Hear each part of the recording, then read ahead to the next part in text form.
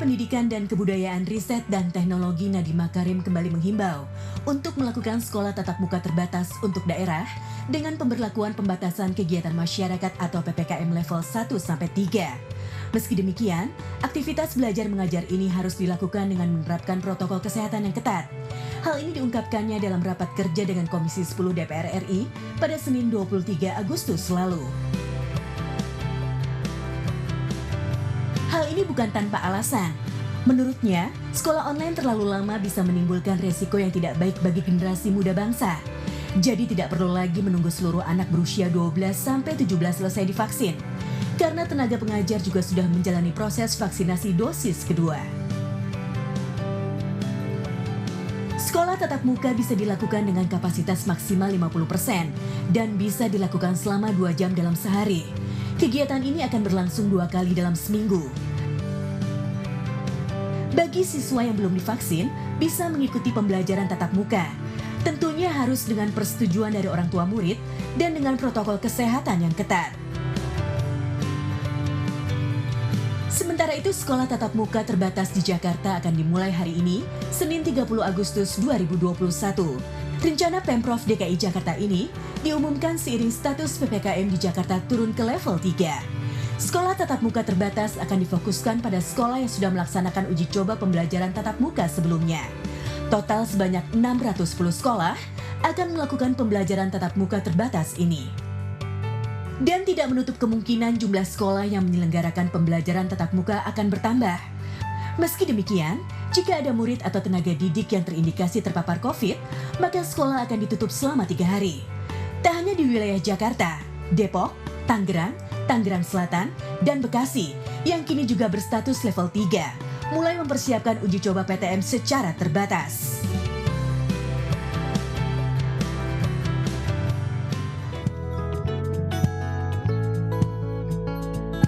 Kerukunan umat beragama menjadi salah satu sorotan Wakil Presiden Republik Indonesia Ma'ruf Amin. Hal ini disampaikan setelah mengunjungi terowongan silaturahmi yang menghubungkan Masjid Istiqlal dengan Gereja Katedral. Menurut Wakil Presiden, kerukunan beragama merupakan modal utama dalam menciptakan kerukunan nasional. Selain terowongan silaturahmi, ada pula tempat-tempat lain yang menggambarkan toleransi. Pertama, Bukit Kasih. Terletak di Kabupaten Minahasa, Sulawesi Utara, bukit ini menjadi simbol kerukunan antar umat beragama. Bukit Kasih dibangun pada tahun 2002 sebagai pusat spiritual, di mana terdapat 5 rumah ibadah. Para penganut beragam agama dapat berkumpul untuk beribadah serta bermeditasi di satu titik. Uniknya, pada pintu masuk terdapat tugu toleransi yang dihiasi dengan kutipan simbol kerukunan dari masing-masing agama. Puja Mandala. Beralih ke Pulau Dewata, ternyata ada pula tempat yang melambangkan toleransi antar umat beragama, yaitu Puja Mandala. Di desa yang memiliki pemandangan cantik menghadap Tanjung Benda, terdapat 5 pusat peribadatan bagi 5 agama. Tempat-tempat peribadatan ini saling berdampingan secara kokoh dalam satu titik. Masjid Cengho. Berbeda dengan tempat-tempat sebelumnya, kalau tempat satu ini melambangkan simbol toleransi melalui keindahan arsitekturnya. Terlihat seperti bangunan sebuah kelenteng, siapa sangka ternyata bangunan ini merupakan masjid kuno yaitu Masjid Cengho yang berada di Palembang. Masjid ini memadukan keindahan arsitektur khas Tiongkok. Masjid Cengho melambangkan toleransi antar agama dan budaya. Nah pemirsa, itulah beberapa tempat di Indonesia yang melambangkan toleransi. Sungguh indah ya negeri kita tercinta. Morning Update! Ada apa di hari ini? Wah, sedang banget nih ya kita bisa ketemu bersama saya Fadli. Dan saya Haifa. Oke, sekarang nih setiap pagi kita akan bakal nemenin ibu-ibu yang ada di rumah. Bapak-bapak? Bapak-bapak juga? Oh, bapak-bapak juga. Terus ya? semuanya juga sih Semua yang sebenarnya. ada di sana. Ya benar banget Kak, kayak tadi kita udah kasih berita paling update. Betul. Tentang rencana pemerintah nih. Katanya mau mengubah dari sekolah daring jadi sekolah tatap muka nih. Gimana nih Kak Fadli sebagai orang tua perasaannya? Iya. Ini kalau boleh dibilang sih sebenarnya ada perasaan dilema juga buat orang tua. Yang pertama itu memang ya kita agak sedikit lelah sih sebenarnya. Repot Udah ya. capek kerja terus minta dipanggil, minta diajarin gitu ya Iya, kan. Karena kan capek. semuanya berdasarkan apalagi kecil-kecil. Perlu yang masih diawasin mereka, ya? perlu diawasin. Tapi ada kekhawatiran juga. Kekhawatirannya di mana sih? Pastinya kan kalau kita lihat anak-anak kecil ini kan gampang banget pegang di mana-mana. Ntar dia bawa pulang virus, Aduh. kita juga jadi pusing. Ngeri ya. Anak yang SMP SMA dia nongkrong lagi ntar, aduh Sampai pusing ngerokok kepala. gitu Ini ya. dilematisnya. Tapi intinya sih gini, kita tuh senang banget sih Aifa ya. Maksudnya Iya. bangga banget dan aduh mau ngucapin 2 jempol nih kita mau 2 kasih sama jempol. guru-guru Indonesia ini ya. Yang sabar banget ngadapin anak-anak, apalagi di masa PPKM ini kita nih benar-benar kerasa banget gitu loh nemenin mereka gitu loh. Ada senengnya, ada keselnya, ada sedihnya gitu. Betul. Nah ngomongin soal anak nih Kak Fadli kan tadi cerita seneng ya punya anak ya, happy. Betul. Meskipun agak repot, Banget, ya. Tapi ya. ada loh Kak orang yang pengen child free. Oh. Tahu child free? Siapa aja tuh orang-orang itu? Banyak. Ada public figure mulai dari Gita Savitri, Chef Juna, Betul. bahkan sampai Cinta Laura juga katanya sih pengen child free. Yang pastinya ini banyak pro dan kontranya sih ya. Betul. Apalagi kita tahu ini kan kita kan tinggal di ada timur nih yang Iya. udah biasa dengan sesuatu yang udah lumrah tiba-tiba dirubah-rubah gitu loh. Betul. Tapi banyak juga sih buat pemirsa yang ada di rumah yang belum update nih masalah child free ini apa. Mungkin sama-sama kita lihat dulu Kita lihat dulu. videonya. Ini dia. Kita lihat.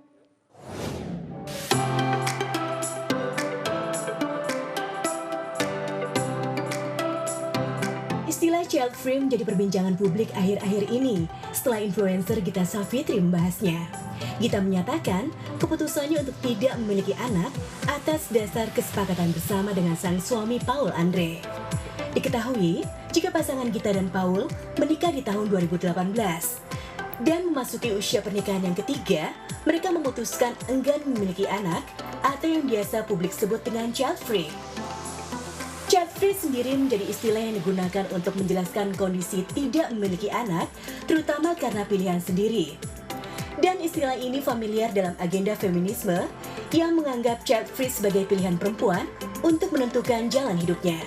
Jika melihat buku Feminisme dan Pemberdayaan Perempuan dalam Timbangan Islam yang ditulis oleh Siti Muslik Hati, child free menjadi istilah familiar agenda di dalamnya, di mana feminisme ini bertujuan mewujudkan kesetaraan gender secara kuantitatif, yang artinya pria dan wanita harus sama-sama berperan baik di dalam maupun di luar rumah.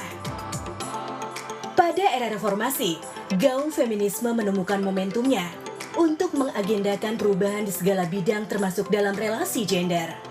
Istilah ketimpangan gender pun sudah menjadi bahasa baku yang dikaitkan dengan kondisi perempuan yang terpuruk, tertinggal, tersubordinasi, dan istilah lain yang sejenis. Kondisi tersebutlah yang memacu kaum feminisme untuk menciptakan sejumlah gerakan dan agenda yang bisa memberikan kebebasan para perempuan, salah satunya keputusan child free. Keputusan tersebut digunakan perempuan untuk memilih kebebasannya menjadi ibu dan mengalami proses kehamilan serta melahirkan.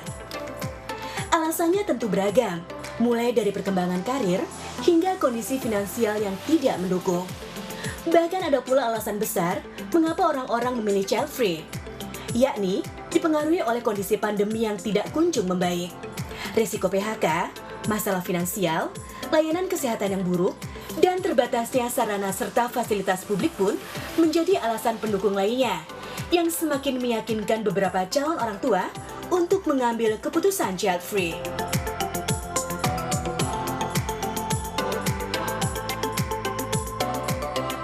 Nah gimana nih Aifa nih, jelas gak sama yang dijelasin tadi? Jelas banget dong Kak, jadi memang sih aku setuju ya karena punya anak kan hak perempuan. Bener. Jadi ya gimana ya, tanggung jawab masing-masing aja, yang penting kita hargai, nggak menyakiti orang lain, bahagia dengan keputusannya, betul nggak? Bener banget. Ih hebat ya, pinter ya Aifa ya, luar biasa loh. Iya Seneng dong. banget loh kayaknya ngeliat Iya. Aifa tuh kayaknya aduh.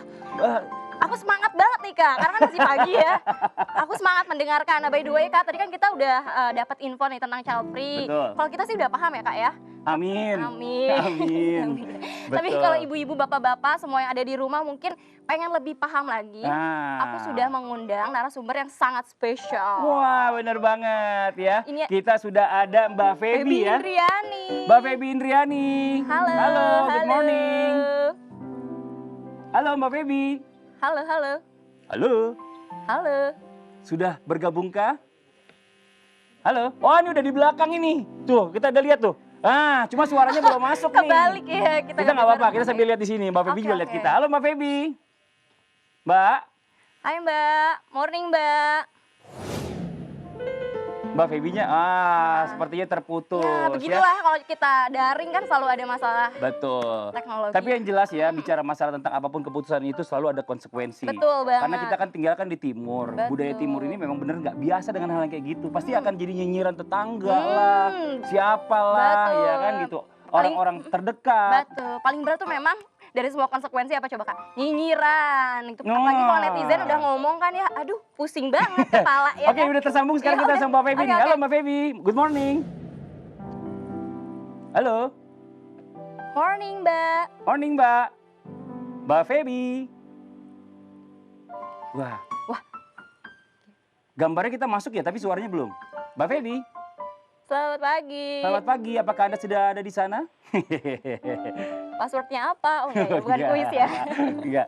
Ini masih Ya masih udahlah. suaranya Iya. ada masalah. Ya, Ya, itulah sudah tadi ya. seperti Aifa bilang kalau kita Konsekuensi. bicara masalah tentang konsekuensi daring ya begitu. Ya begitulah Tapi ya. itu ya bicara masalah tentang child free ini ternyata memang nggak semua orang itu setuju Ya, ya. Tapi betul. ya apapun keputusannya itu adalah hak masing-masingnya. Betul, dihargai aja. Betul. Toh kan nggak menyakiti siapa-siapa ya. Oh, ini udah nih belum?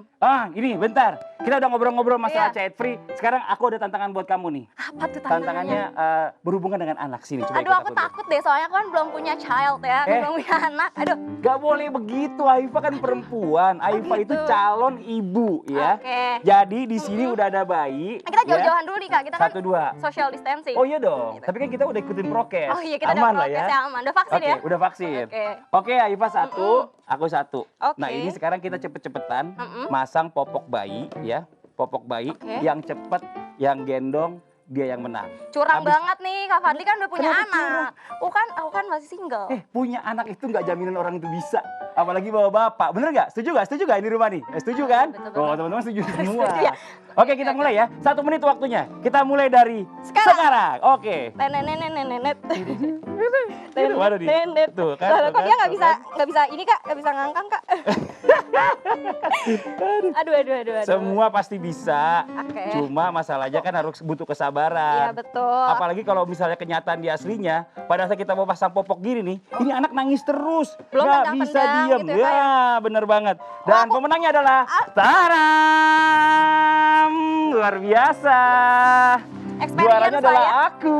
Ya, experience berbicara lah ya. Oh, Jadi experience. kelihatan kan aku memang belum berpengalaman gitu kan. Tapi kalau Experience gendong yang aku bisa lebih dibawa. halus nih. Hah? Kalau gendong aku lebih bisa nih. Oh iya bener juga sih ya. Ya. Tapi ini dia, maksudnya kita bicara masalah tentang punya anak ini Betul. juga bukan cuma masalah punya anak doang, tapi juga kita harus belajar bagaimana cara bisa mengurus anak. Betul. Bertanggung Dan jawab. penuh kesabaran. Waduh. Betul banget. Karena kan anak bukan hanya perlu dikasih makan aja ya. Bener. Tapi dididik juga bagaimana karakternya. Bener banget. Oke, kalau iya. gitu. Oke, mau gimana nih? Anaknya masih mau digendongin aja atau Oh, iya, mau kasihan nangis, ditaruh Kak. dulu? Kalau nangis kita gini aja deh ya. Buat yang di rumah jangan kemana-mana nih. Kita masih banyak informasi-informasi yang menarik yang akan kita sampaikan kepada pemirsa di rumah. Tetap di Morning Updates hanya di iNews TV. Pandemi COVID-19 memaksa setiap individu untuk melakukan adaptasi, tak terkecuali aktivitas belajar mengajar secara daring atau online. Namun, pembelajaran secara daring tak semudah yang dibayangkan. Selain guru dan siswa yang merasakan kendala ketika belajar mengajar daring tengah berlangsung, orang tua juga merasa kesulitan ketika menggantikan peran guru untuk mengajari buah hatinya di rumah.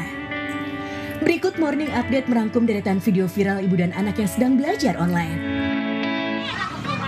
Video viral pertama datang dari sekumpulan emak-emak yang terlihat kompak belajar membahas materi pelajaran anak. Dengan mengenakan pakaian dinas ala emak-emak alias daster, mereka tampak serius duduk melingkar di halaman sebuah rumah. Tampak di tengah-tengah mereka terdapat sebuah buku yang diduga merupakan buku pelajaran sekolah anak. Perdebatan singkat mengenai materi pelajaran yang diduga matematika itu pun sempat terjadi. Salah satu dari mereka terdengar memberi penjelasan sudah membaca buku tersebut. Sementara emak-emak lain tampak bingung hingga menggaruk-garuk kepala saat mendengarkan materi pelajaran tersebut.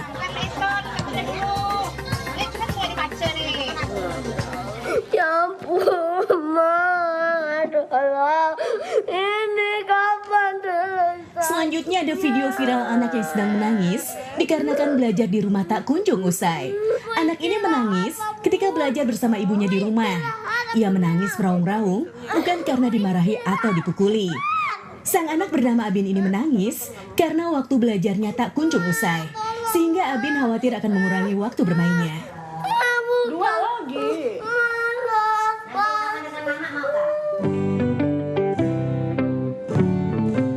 Selanjutnya ada video yang memperlihatkan seorang bocah laki-laki yang lucu menyanyikan sebuah lagu yang menceritakan kebosanannya sekolah online. Dalam video ini, ia menyanyikan lagunya itu dengan penuh penghayatan. Sampai-sampai orang dewasa yang melintas di belakangnya pun menahan tawa melihat tingkahnya. Wah, lucu-lucu banget ya videonya.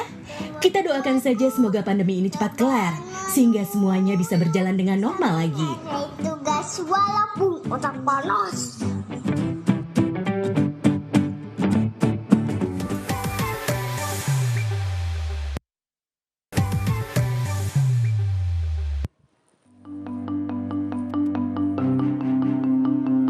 Baru-baru ini tim arkeologi telah menemukan DNA manusia purba dalam kerangka seorang wanita yang diyakini telah meninggal 7.200 tahun silam dan diberi nama Bessie. Menurut penelitian, kerangka itu milik seorang gadis remaja yang ditemukan di Gua Leang Paning, Sulawesi. Dari hasil penelitian, penemuan tersebut diyakini sebagai DNA manusia purba pertama di Kepulauan Indonesia. Uniknya, para peneliti menemukan bahwa genetik fosil ini tidak dapat ditemukan pada manusia saat ini dan memiliki kesamaan dengan penduduk asli Australia. Selain Bessie, masih ada beberapa manusia purba lainnya yang pernah hidup di Indonesia. Apa sajakah itu? Meganthropus paleojavanicus. Pada tahun 1936, Meganthropus paleojavanicus ditemukan pertama kali di Indonesia. Secara postur, bentuk tubuhnya terlihat kekar dan memiliki rahang serta gigi geraham yang sangat besar. Siluetnya pun menyerupai seekor kera. Bukan tanpa alasan mengapa manusia purba satu ini diberi nama Meganthropus paleojavanicus. Sebab manusia purba ini disebut-sebut sebagai manusia raksasa tertua dari Pulau Jawa karena tingginya yang diperkirakan mencapai 2,4 meter. Mereka biasa hidup dengan cara berpindah-pindah. Spesies ini diperkirakan hidup pada zaman batu tua atau sekitar 1 hingga 2 juta tahun yang lalu. Udah ngalir sendiri. Minggu pertama nggak nyampe sih, paling 3 hari. Pithecanthropus erectus. Masih nunggu vlog. Pithecanthropus erectus berasal dari bahasa Yunani yang memiliki arti bahwa manusia purba satu ini memiliki postur tubuh seperti kera, namun berjalan dengan tegak. Tingginya rata-rata hanya mencapai 105 cm saja. Berdasarkan penelitian, hal ini terjadi karena mereka tinggal di dalam gua, tepatnya di liang buah. Beberapa ahli menduga bahwa mereka lah nenek moyang orang Indonesia sesungguhnya. Pemirsa, itulah deretan manusia purba yang pernah hidup di Indonesia.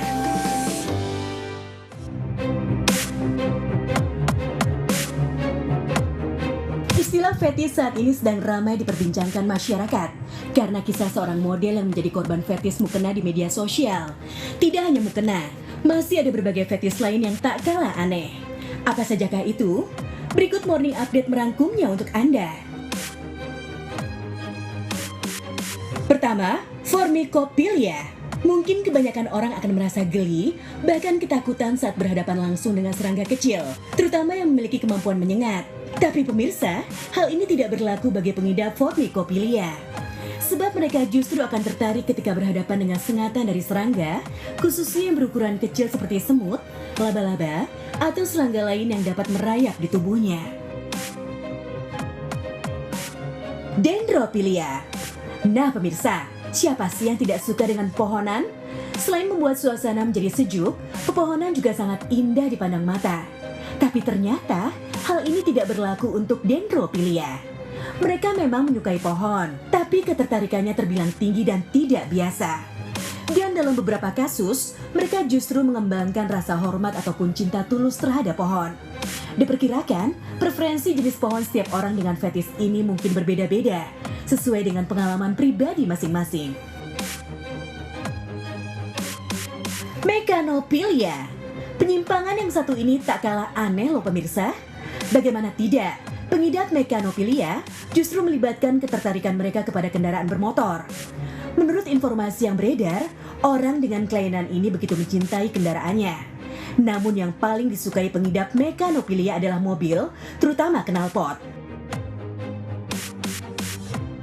Plasophilia. Berikutnya Plasophilia.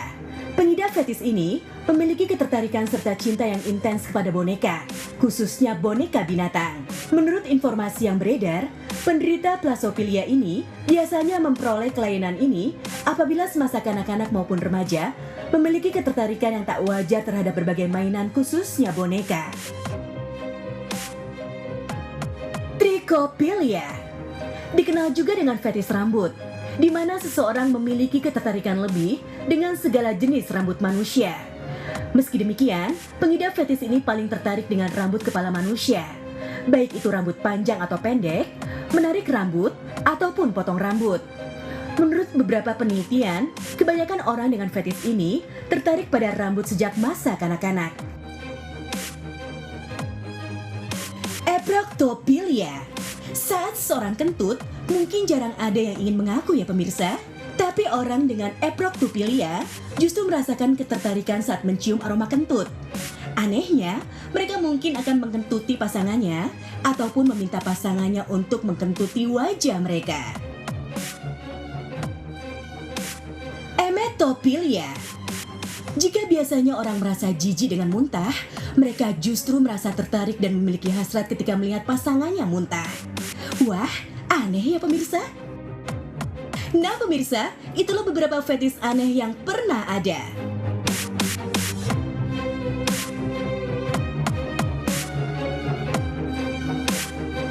Aduh, Kak Wah. Fadli pagi-pagi udah ngomongin fetish. Tapi yang paling bikin aku kayak merinding Apa tuh tuh? yang kentut loh Kak, Yang Eproctophilia. Eproctophilia. Aduh namanya aja udah susah ya. Iya, tapi itu lucu ya, maksudnya gini loh. Orang di mana-mana disembunyiin, dia pengen denger gitu ya kan. Itu kan sesuatu yang gimana gitu ya, aneh-aneh banget gitu. Aneh-aneh tapi nyata ya. Tapi ya Nah. kalau punya pasangan kayak gitu enak ya, bisa kentut di mana aja. Jangan gitu juga kali, harus jaim juga lah. Harus jaim juga tetep Tapi kita ya. kemarin nih lagi banyak banget yang lagi heboh-heboh ngobrolin masalah tentang fetish ini nih. Dulu ada yang istilahnya fetishnya tuh kain jarik gitu Oh iya, ya, bener, yang aku ingat dibelit-belit. Nah sekarang ini ada juga yang fetishnya baru-baru ini nih, ada mukena. Ini percaya nggak kira-kira? Ya percayalah Kak, cuma aku bingung ya orang sekarang tuh makin kreatif aja. Kok bisa fetish berbau online shop? Jadi ngeri kan ya? Aduh, ini benar-benar luar biasa deh. Kita tuh butuh orang yang untuk bisa bicarain kayak gini nih. Kita tuh kadang-kadang tuh wawasannya tuh belum update gitu. Iya, kita aja sendiri bingung ya fetish itu apa. Nah, kebetulan banget aku hari ini tuh udah janjian sama senior aku mau Oh, ngobrol-ngobrol masalah fetish. Tadinya mau ngobrol-ngobrol di luar ngeteh, tapi kan karena lagi social distancing, aku undang ke sini aja kali ya, Iya Kak. boleh, nggak Aku undang apa-apa. ya. Nggak apa-apa. Oke, aku undang ya. Halo Oh. Mbak Zoya. Aduh. Kita tadinya mau ngeteh di luar ya Mbak ya. Silakan duduk Mbak. Wah, halo Mbak Hai, Fadli. Mbak. Senang banget ya. Ini kita baru pertama kali loh. Teh di dalam Iya, ya. Langsung di dalam. kedatangan tamu ke studio. Iya. Wah ini luar biasa Luar banget biasa ini. sekali. Thank you. Karena memang bahasan hari ini juga luar biasa tentang fetish Mbak. Aku tuh sering banget ngelihat Masih ya? iya Mbak Zoya tuh sering mengedukasi tentang seks positif gitu loh. Jadi penting banget ngomongin fetish kita. Maaf ya, mungkin karena sesama psikolog ya. Iya. Jadi aku agak jauh dulu nih. Iya, mungkin. Atau aku yang nanya. Oh gitu boleh. Jadi aku yang jadi narasumber jauh dong. Beda pengalamannya. Aku mau nanya juga nih masalah penasaran yang pertama nih. Kalau Iya. orang udah punya fetish itu sebenarnya bisa sembuh nggak sih Mbak Zoya? Gini sebenarnya semua yang namanya gangguan yang berhubungan dengan mental dan psikologis itu nggak bisa sembuh 100%. Oke. Tapi bisa terkontrol. Oke. Masuk akal lah gitu ya. Sama kayak diabetes kan. Diabetes bisa sembuh nggak? Enggak. Tapi terkontrol bisa kan. Bisa hidup nyaman, bisa hidup sehat dengan diabetes. Sama juga dengan kesehatan mental gitu ya. Atau misalnya ini adalah parafilia gitu. Iya. Nggak apa-apa, kita bisa kok hidup sehat dan nyaman dengan kondisi ini gitu. Iya. Selama nggak berbuat kriminal, kan itu yang penting. Bener. Betul. Agak-agak paranoid sih jadi sekarang kalau kita Iya ngobrol. betul. Iya sih, aku ngerti siapa sih yang nggak paranoid ya. Iya, Apalagi denger yang benar. aneh-aneh gitu ya. Sama Iya, main iya. shop Banyak lagi banget. kan berkedoknya ya. Banyak kedoknya, tapi gini ya, sebenarnya si fetish ini kan adalah perilaku seksual menyimpang atau atypical sexual behavior, di mana si individunya ini tuh merasa terangsang pada benda-benda non seksual atau bagian tubuh non Oh my seksual God. gitu. Tapi sebenarnya gini, coba nih misalnya, itu kan tadi yang aneh-aneh yang Iya dikasih itu lihat. aneh banget nih. Misalnya ya, kamu misalnya punya pasangan laki-laki gitu ya, anggap aja dirinya ini gitu ya. Oke. Misalnya, kamu adalah fetish, tapi fetishnya itu adalah shoe fetish. Apa tuh? Di mana kamu ngerasa terangsang kalau pasangan kamu pakai hak tinggi atau high heels. Oke. Ya kan kita kalau jadi pasangannya mau oke-oke aja dibeliin sama dia hak Iya, tinggi. seneng ya bisa Setiap- belanja. Cuma kalau banyak Setiap emang yang lihat hak tinggi nafsu. naik juga betisnya ceweknya. Ya Kenceng nggak gitu ya. apa-apa, kan yang penting hak tingginya di tempat tidur Iya, ya. aduh. Oh, Iya, luar iya, biasa. Jadi nggak semuanya gini, fetish itu kan ada yang biasa, ada yang sampai disorder Nah, gitu, iya yang bener. akut gitu ya. Nah kalau yang biasa itu dia membutuhkan misalnya kalau hak tinggi, kain jarik, mukena atau apa itu sebelum berhubungan seksual. Jadi dia ujungnya masih ada hubungan seksualnya, itu masih dibilang mild lah ya. Itu kan yang baik ya. Tapi kalau kita bicara masalah tentang yang Akut. membahayakan sampai kematian orang gitu, itu ada juga nggak? Yang membahayakan itu kalau dia satu nggak minta konsen. Nah, bener. Gitu kan ya, misalnya dia nggak ya kayak misalnya kain jarik deh, kasus Gilang waktu itu ya, dia nggak minta izin kan. Iya, Jadi dia iya, yang iya, langsung, iya, iya. kamu dibungkus dong, kamu lucu banget deh, dibungkus Iya, gitu iya, ya, iya, main iya. kebungkus orang aja. Terus juga si siapa ya misalnya yang mau kena ini Iya, pakai iya, online iya. shop apa segala macam, pakai penipuan begini begitu. Nah itu yang bikin jadi bahaya sebenarnya. Yang aku penasaran sebenarnya apa sih penyebab orang tuh mengalami fetish atau ya mengidap fetish? Apakah ini berkaitan sama komorbid gangguan kecemasan atau gimana nih Mbak? Gangguan kecemasan itu akibatnya setelah fetish gitu ya. Oh gitu. Ini bahasanya udah tinggi banget ya, komorbid. Iya. Kamu Iya, paham iya, kan sorry, apa ya? Sama, zaman sekarang ini kan banyak komorbid yang membahayakan kan gitu. Tapi komorbidnya kecemasan. Iya, Jadi iya, benar tadi katanya Hanifah tuh gini, komorbid itu adalah ada gangguan asalnya gitu ya. Jadi biasanya justru mereka-mereka yang ini bermasalah dengan attachment nih atau kasih sayang gitu ya. Jadi kalau kasih sayangnya tidak terpenuh, kebetulan ketika dia sedang kekurangan kasih sayang, ini rata-rata ya, nggak semuanya. Lagi kekurangan kasih sayang atau bentuk-bentuk afeksi jenis apapun, tiba-tiba dia menemukanlah di benda-benda non seksual ini. Gitu ya. Waduh. Sehingga dia butuh itu untuk bisa terangsang gitu loh, atau berasa bergairah. Mbak Zoya, terima kasih banyak nih ya, waktunya walaupun cuma sedikit. Ini kayaknya obrolan kita tuh seru banget gitu ya. Nggak Ini cukup obrolan nih. ini kayaknya nggak cukup sampai di sini aja, kayak di belakang nanti kita lanjutin lagi nih. Bener nggak, Haifah? Bener banget. Nah, yang pasti obrolan tentang fetish ini ya kita stop dulu di sini. Tapi habis ini kita masih punya info-info menarik lainnya yang akan kita bahas. Ya, tapi kita jangan sampai stop di sini aja. Nanti kita harus lanjut lagi nih ya. Yang di rumah pokoknya jangan kemana-mana. Kita masih pengen kasih informasi lainnya yang nggak kalah seru pokoknya. Jadi tetap di Morning Update. Ada apa di hari ini? Thank you Mbak Zoya, makasih banyak. Singkat banget.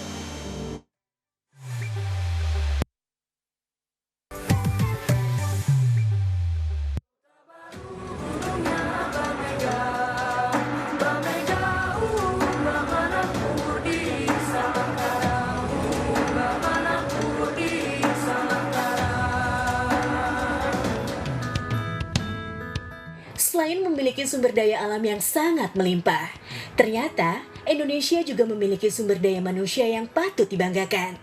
Bahkan, sudah banyak karya anak bangsa Indonesia yang diakui secara internasional. Wah, seperti apa anak-anak bangsa yang sudah membawa nama harum bangsa Indonesia di kancah internasional? Berikut Morning Update merangkumnya untuk Anda. Desainer kondang Rinaldi Yunardi lagi-lagi membawa kabar membanggakan.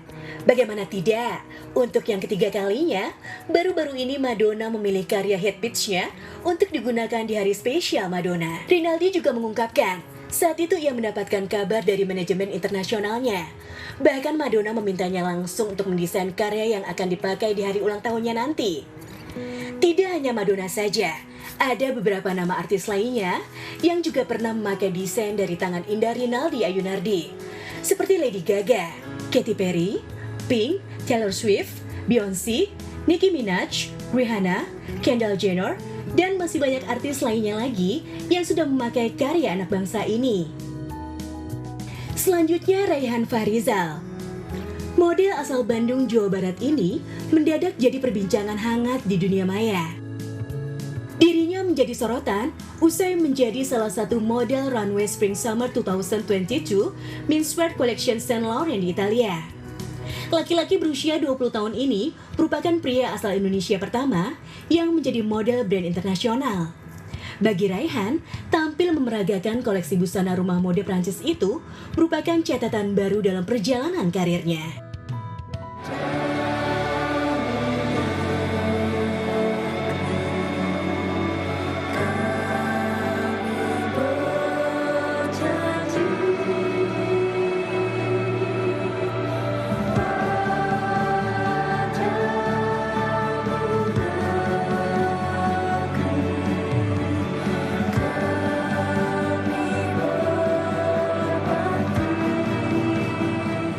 Satu lagi karya anak bangsa yang patut diacungi jempol, yaitu karya dari Alfie Rev dan Novia Bahmit yang berjudul Wonderland Indonesia. Kali ini, karya tersebut menjadi perbincangan dunia dikarenakan dalam video tersebut sangat mempromosikan budaya Indonesia yang indah dengan diiringi lagu-lagu daerah. Karena itulah, ada banyak YouTuber dari berbagai negara melakukan video reaction terhadap lagu Wonderland Indonesia. Video musik ini dibuka dengan pemandangan magis beberapa rumah adat dalam bayangan kabut. Dibuat dengan konsep avatar, rumah-rumah adat ini melayang di atas tanah. Pemandangan Indonesia dibuat sangat cantik sekali dalam video ini. Mulai dari hijaunya alam, baju adat tradisional, Borobudur, dan Pura Bali masuk dalam video. Alfie Rev tidak sendirian. Ia berduet dengan Novia Bahmit yang menyanyikan lagu daerah dan lagu nasional yang dikemas secara indah sehingga bisa mempromosikan Indonesia di dunia internasional. Wah, sangat menginspirasi sekali ya anak-anak bangsa ini. Semoga bisa menjadi pemicu anak bangsa lainnya untuk membanggakan Indonesia di dunia internasional.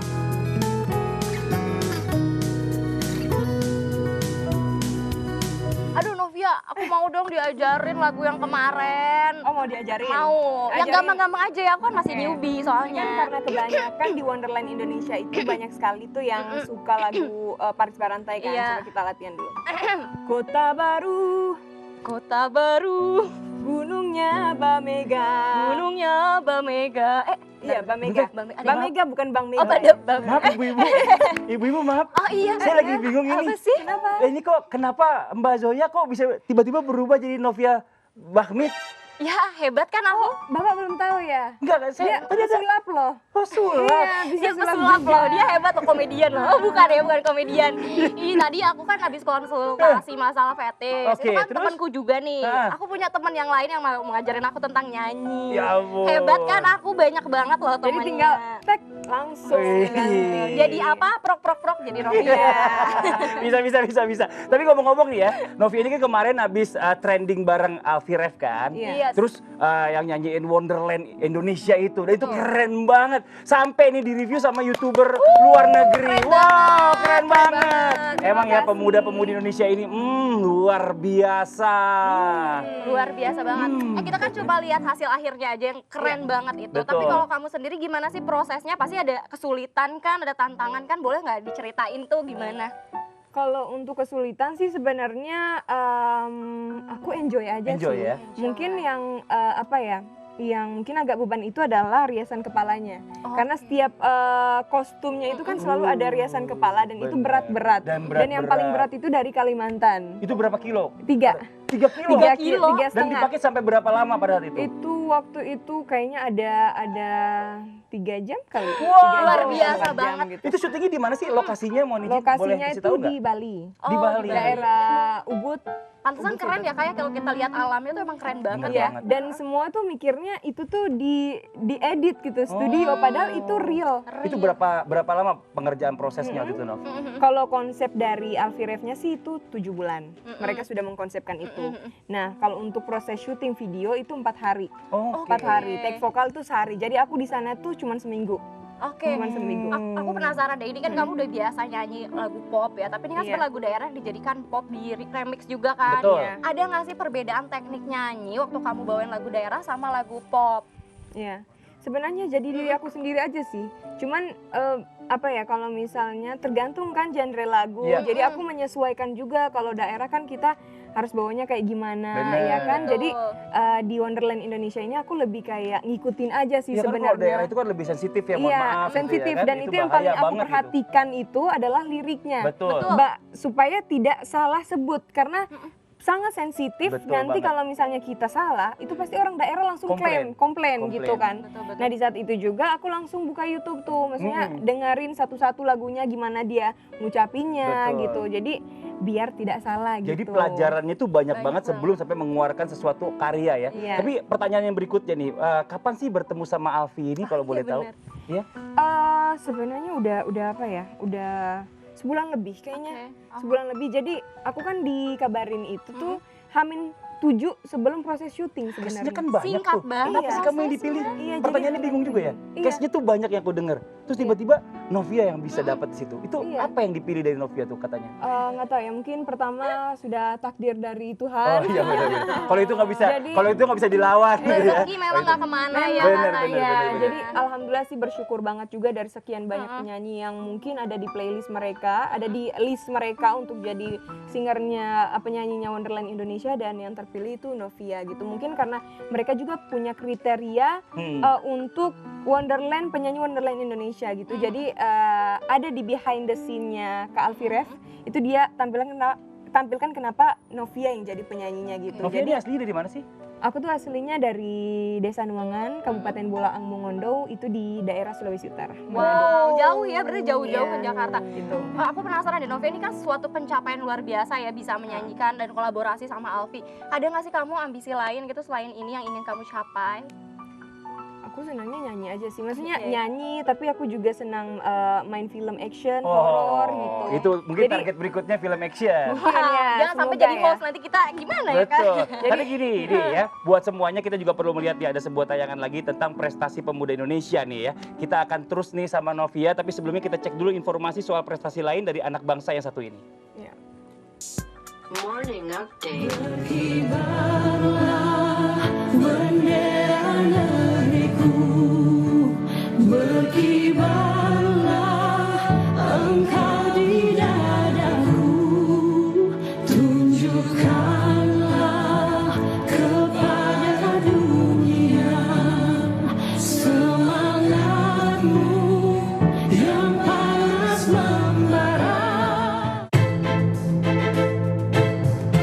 Halo pemirsa di rumah, ternyata prestasi anak muda Indonesia itu keren-keren loh.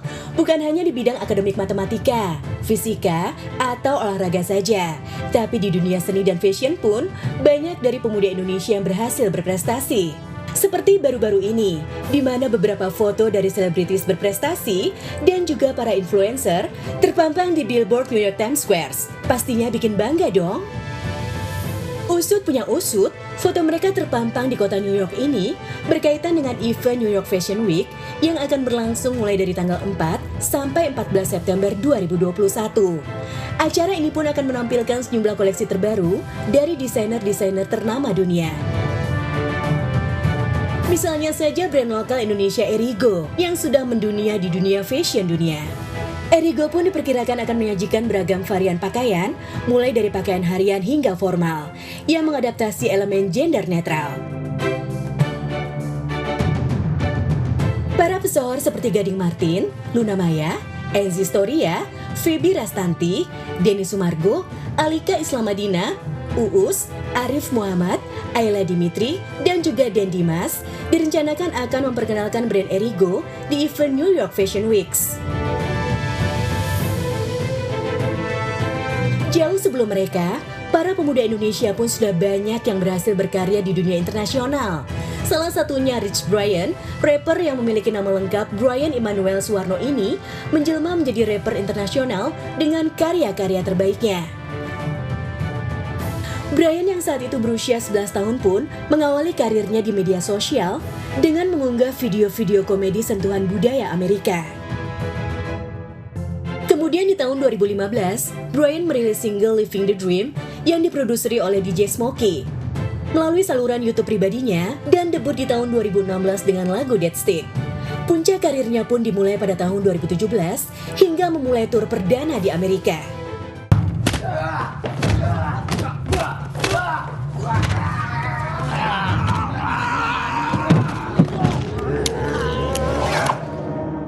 Terakhir, ada Yayan Ruhian yang juga berprestasi di kancah internasional.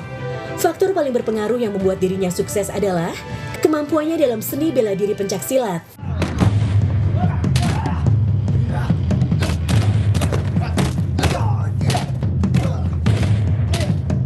Ia pun berhasil masuk ke dalam deretan aktor Indonesia yang bermain di film Star Wars The Force Awakens sebagai Tasulich dan kembali bermain di film Beyond Skyline bersama Iko Uwais sebagai The Chiefs. Selanjutnya ia juga terlibat dalam film action John Wick Chapter 3 Parabellum.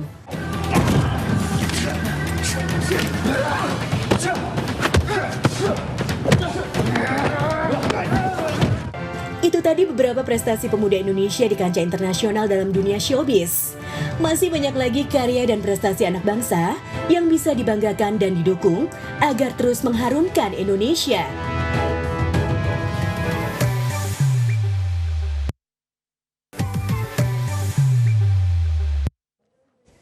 Wah, udah gak kerasa nih ya. 1 jam kita hampir menemani pemirsa yang ada di rumah nih. Aku nggak sampai 1 jam. Sedih banget. Aku nggak sampai 1 Nggak jam. 1 jam ya, baru bentar ya. Nggak lama apa-apa sebenarnya. ya. Tapi yang jelas kita nih harus benar-benar ngingetin lagi kepada pemirsa yang ada di rumah, jangan lupa vaksin dan juga jaga kesehatan. Pakai masker, Betul. Jaga jarak. jaga jarak supaya bisa kembali pulih semua ya dan bisa beraktivitas normal. Ya. Oke deh, kita akan ketemu lagi besok. Betul banget. Hanya di Morning Update. Ada apa di hari ini? Betul. Dan sekarang kita mau dengerin suara emas dari Novia Bahmit. Yeay. Silakan. Million timeless treasures. With an abundance of natural wealth, Indonesia is not just wonderful. Indonesia is a wonderland. Kota baru gunungnya Bamega.